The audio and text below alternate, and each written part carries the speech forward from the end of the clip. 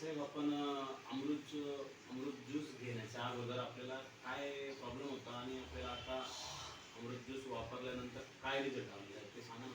हा, डोळा गळून जावा खूपच आणि लाल पडून जायचं पूर्ण. हां खूप त्रास बी द्यायचा मला बरं. यांना म्हटलं मला नेहमी खूप खूप व्हायचं. खूप व्हायचं आणि यांना म्हटलं आणि मला लाईटचं पण उजेड सहन नव्हतं बरं. बाहेरचं पण सहन नव्हतं एवढं त्रास होता मला. बरं.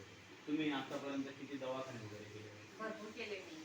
भरपूर दवाखाने हो. वगैरे केले. आणि दवाखान्यांचं गोळ्या औषधींचं काही फरक नाही काहीच पडला, नाही. मात्र अमृत ज्यूसचं चांगलं हो, रिझल्ट आला. चांगलं. जेवढा ड्रॉप टाकला तेवढा फरक पडायचा. एवढाच त्यानंतर फक्त बस काहीच नाही पण हा.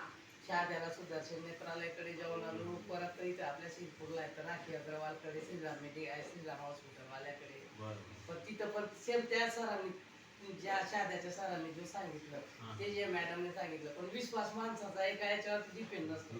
परत नंदुरबारी घेऊन गेलो मी. हो. नंदुरबारी श्रीकृष्ण हॉस्पिटल आहे.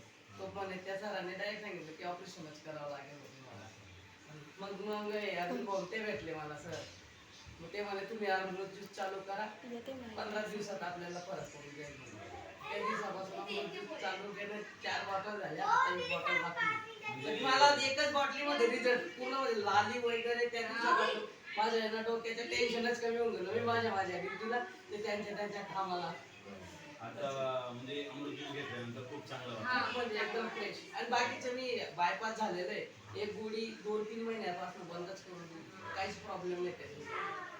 तर आता आपण हा व्हिडिओ बनतोय आपल्याला, पण तुम्ही लोकांना काय सजेस्ट करणार की हे अमृत ज्यूस लोकांनी यूज करायला पाहिजे का नाही, बरं कसं करायला पाहिजे? करायला पाहिजे लोकांनी तर 100%. 100 ना 101% माझ्या माहितीनुसार चालतं. सर्व 55चे 5 घेण्या अगोदर 1500 रुपयाची एक बॉटल घेऊन बघायचं. आपल्याला जर 10-15% जर फरक पडला तर पुढचा कोर्स कंटिन्यू करायचा असं लोकांना तुम्ही सांगू शकता. करतो बिलकुल. कारण की एवढं बेकार भयानक परिस्थिती ना म्हणजे मला आहे ना म्हणजे ॲम्ब्युलन्स मध्ये घेऊन जाण्याची परिस्थिती डायरेक्ट डोळा आहे ना पूर्ण लालीने भयानक म्हणजे ना बाहेर निघण्याची पोझिशन मध्ये होतं. डायरेक्ट मुलं तर मला चिडायचं पप्पा काय करता तुम्ही मध्ये. आज आमची मम्मी जर नाही राहिली तर आम्ही काय करू म्हणे.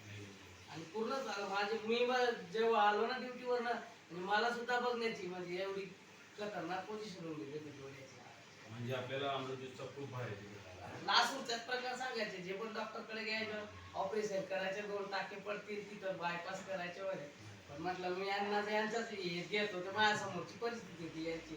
यांना बवासीरच होते हे